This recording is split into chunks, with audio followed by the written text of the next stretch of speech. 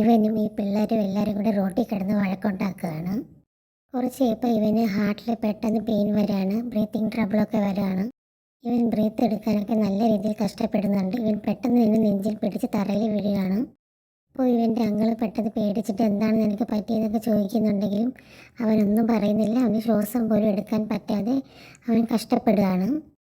എൻ്റെ കൂടെയുള്ളവർക്കും ഇവന് എന്ത് പറ്റിയെന്നുള്ളത് പെട്ടെന്ന് മനസ്സിലാക്കാൻ കഴിയുന്നില്ലെങ്കിലും ആംബുലൻസ് വിളിച്ചിട്ട് ഇവർ ഹോസ്പിറ്റലിൽ എത്തിക്കുകയാണ്.